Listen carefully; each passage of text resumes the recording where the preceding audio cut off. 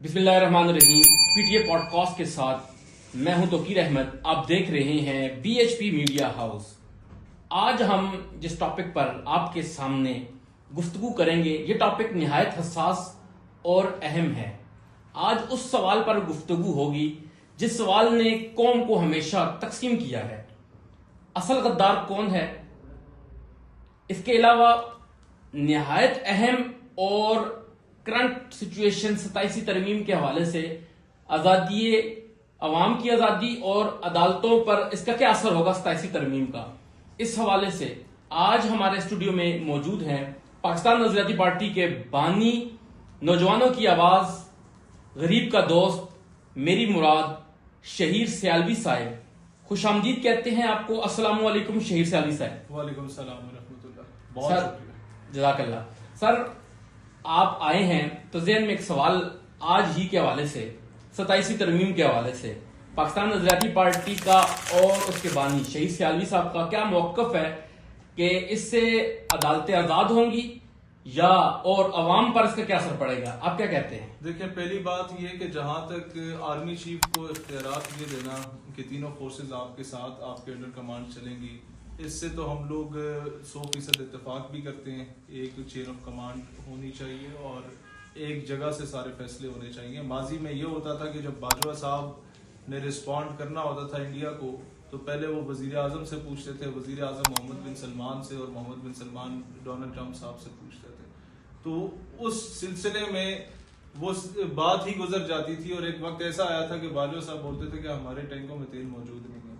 तो we are very much happy कि पिछले 6 महीनों में 2 जंगें दोनों की दोनों में हमें फतह अगर हासिल हुई है तो उसका सहरा आसिम मुनीर साहब को जाता है। अगर उनको इख्तियारात देने की बात है तो वहां तक तो हम एग्री करते हैं। लेकिन अगर ये बात आए कि जनाब सदर मुमलिकत जरदारी साहब को आप बोलें कि ताहयात आप जरदारी साहब को अदालत में नहीं बुला सकते, आप ताहयात उनको जेल में नहीं डाल सकते, आप ताहयात उन पे कोई मुकदमा नहीं कर सकते, वो काले को चिट्टा बोले, चिट्टे को काला बोले, कोई उनसे सवाल नहीं हो सकता।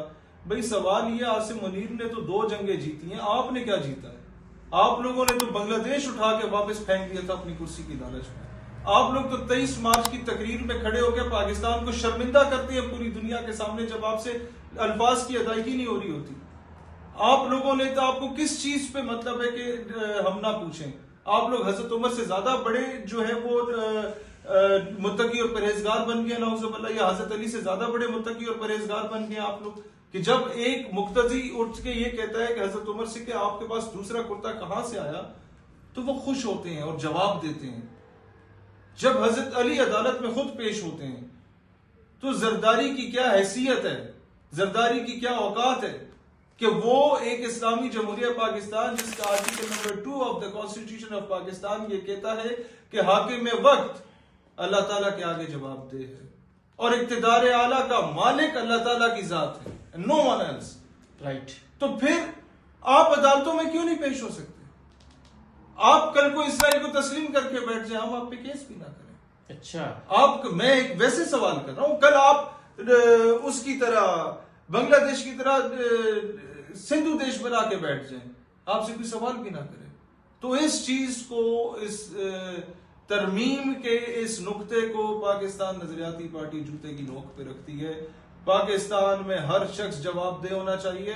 अदालतों के इख्तियारात को महदूद करना, सो मोटो नोटिस को वापस ले लेना, इसका मतलब यही है कि आपने पुलिस को, लेवीज को, एफसी को, जितनी आपने लॉ एनफोर्समेंट एजेंसीज हैं, उनको आप अपने घर की राखेल बना के रखना चाहते हैं। वो आवाम की खिदमत के लिए हैं, वो हल्फ लेके आते हैं कि हम आवाम को प्रोटेक्ट करेंगे। आप उन्हें अपने सियासी मकासद के लिए इस्तेमाल करने लग जाएंगे। अदालतें पूछ ही नहीं सकेंगी, वो सो मोटो ले नहीं सकेंगी। गरीब आदमी अदालत जाने जोगा नहीं होता, वकील करने जोगा नहीं होता। इतना आप लोगों ने पोलिटिसाइज कर दिया निजाम को। आप लोगों ने सारी जिंदगी रहना, आप लोगों ने घर नहीं जाना। कल को कोई आपको मार मूर के आके इक्तिदार में आ जाए, वो इसी का 243 का सहारा लेके जनाब इस आर्टिकल में जो जो अमेंडमेंट्स हुई हैं हम तो जवाब दे नहीं है। साथ ही आप गवर्नर्स को भी कह रहे हैं आर्टिकल 248 के तहत, 243 के तहत, कि जनाब नहीं, इनको भी इस्तिस्ना हासिल है। तो फिर मुझे ये बताएं, मुमताज कादरी ने तो चलो आपके कहने के बकौल गलत कर दिया, वो तो अदालत ही नहीं जा सकता था। राइट। सलमान तासीर के मुकाबले में जब अदालत दी जाएगा, आवाम क्या करेगी? अवाम वो करेगी जो कि उसे नहीं करना चाहिए। ऐसे ही है। तो आपको भाई कोई बंदा कानून से बालातर नहीं है, ना होना चाहिए।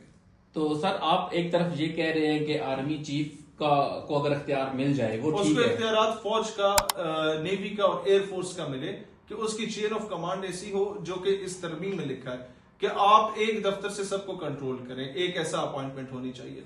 मैं उसके हक में हूँ। अच्छा। बजाय इसके कि एयरफोर्स जो है वो कोई और फैसला करके यहां तक पहुंचाए, नेवी कोई और पहुंचा रही हो, आर्मी कोई और पहुंचा रही हो। आज का दौर इस तरह के एक एक मिनट में पूरे पूरे मुल्क तबाह हो जाते हैं।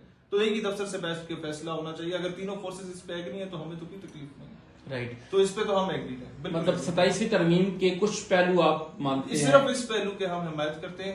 अगर मैं कहता हूं तरमीम लानी है, आप बेहतरी लाना चाहते हैं, आप सूबे बनाएं। पाकिस्तान के 12-14 सूबे बनाएं। आप बलूचिस्तान को 3 हिस्सों में तकसीम करें, पंजाब को 3 हिस्सों में तकसीम करें, केपी के तो 2-3 हिस्सों में तकसीम करें, कराची को अलग सूबा बनाएं, एडमिनिस्ट्रेटिव डिवीजन्स बनाएं जो खुलफाए राशिदीन के दौर में होती थी। एडमिनिस्ट्रेटिव डिवीजन्स की बुनियाद पे गवर्नेंस के निजाम को बेहतर किया जाता था। बिल्कुल। लेकिन सर ये आपका मौकफ है, इंशाल्लाह इस पर अमल होगा। लेकिन अभी जो अमल हो रहा है उस पर अगर हम टू द पॉइंट बात करें तो जो आप आसिफ जरदारी साहब की बात कर रहे हैं, जो उनको ये तो आप पार्टी के मतलब जिस तरह बाकी पार्टियां दूसरी पार्टियों के खिलाफ बातें करती हैं, ये तो मुझे वो बात नजर आ रही है। देखें, आसिफ अली जरदारी बतौर सदर मुमलिकत कोई ऐसा फैसला कर लेता है जो कि पाकिस्तान की आइडियोलॉजी के मुनाफी है, राइट, जो कि पाकिस्तान के वजूद के मुनाफी है, बिल्कुल। तो कल को हम उसे पकड़ भी ना सकें। अच्छा, हम मतलब अदालत इतना में केस भी खतरनाक ना कर फैसला हो रहा है सकें। ये। कितना खतरनाक फैसला हो रहा ये है, तो बहुत इसके खतरनाक। रिपरकशंस क्या होंगे, इसके कॉन्सिक्वेंसेस क्या होंगे उसके बाद। मतलब चीफ जस्टिस कुछ नहीं कर सकेगा इसको। कोई कुछ नहीं कर सकेगा, चीफ जस्टिस का बाप कुछ नहीं कर सकेगा अगर आप इस तरीके की तरमीम ले आएंगे। ये तरमीम तो कौन तो ला रहा आप है? फिर अदालत को जाके मार दें। ये तरमीम कौन जो ला उसका रहा है? बेनिफिशियरी आसिफ जरदारी ला रहा है, नवाज शरीफ ला रहा है, उसकी पूरी फैमिलीज ला रही हैं और हमेशा के लिए दरवाजा बंद कर रहे हैं बाकी सियासी जमातों के लिए। कोई कल को आसिफ जरदारी एक प्रेसिडेंशियल ऑर्डर दे देता है, जनाब पीपी और नून के अलावा सारी जमातें बैन है, आप क्या करेंगे? जैसे भी जमात को बैन किया है, इस पर आपका क्या मौकफ है? हम लोग ये कहते हैं उस जमात से एक नहीं, आप 100 चीजों पे इख्तिलाफ कर सकते हैं, उनके वे ऑफ कंडक्ट पे कर सकते हैं, उनके तरीकाकार पे कर सकते हैं, उनके कुछ चीजों में फैनेटिसिज्म पे कर सकते हैं, लेकिन पाबंदी लगाना एक जमात पे ये जमहूरियत का कत्ल है। आप मुज़ाकरात के फेज में आए, आप कानून का सामना कराएं उन्हें। अगर जहां पे उन लोगों ने गलतियां की हैं, जहां पे कानून हाथ मिली, कानून का है ना, तो फिर ये करना कि जनाब आप सारों पे पीटीआई से आपने सिंबल ले लिया, मजहबी जमात पे आपने पाबंदी लगा